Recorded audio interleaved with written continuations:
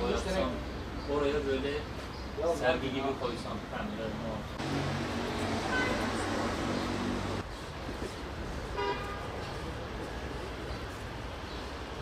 İlkbaharın gelmesiyle bizde bitki gerçekten çok hızlı gitti.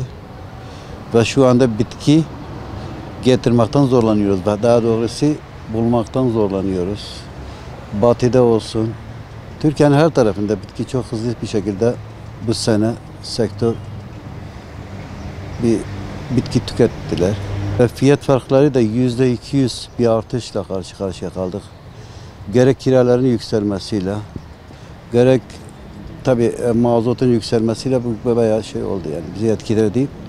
Ve yine satışlara desen satışlar çok güzel ama biz bitki, en önemlisi bitki bulmaktan zorlanıyoruz. Bitki bulamıyoruz. Bulmamamın sebebi şöyle, yurt dışına da bazen bir çıkışları oldu. Bu Türkiye Cumhuriyetlerinden biraz bitkiler alımı çok yüksek oldu.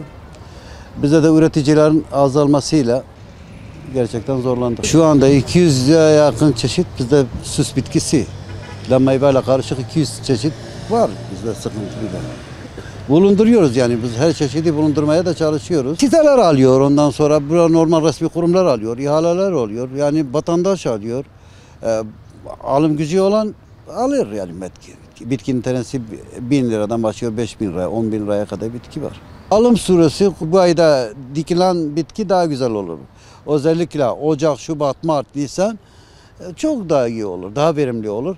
Şimdi baharın gelişiyle bildiğiniz üzere bir uyanma var doğada.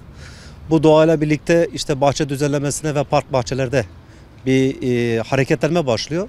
Bu noktada ihtiyaç olunan bölgemizin iklim koşullarına uygun ağaçlar, burada her türlü fidanlar peyzaj düzenlemesinde kullanılmak üzere kullanılabiliyor. Çok şu tür ağaçlara önem veriyoruz ve kullanılmasını tavsiye ediyoruz. Çınar yapraklı dut, aşılı mavi selvi, limon selvi ve ufak şurada görüldüğü üzere topçam ve diğer ağaçlar. Biz bunlara daha çok ağırlık veriyoruz ki hani iklimimizin karasal iklime de uygun bir şekilde ağaçların koruma etkisini azaltmak için bu ağaçları öneriyoruz.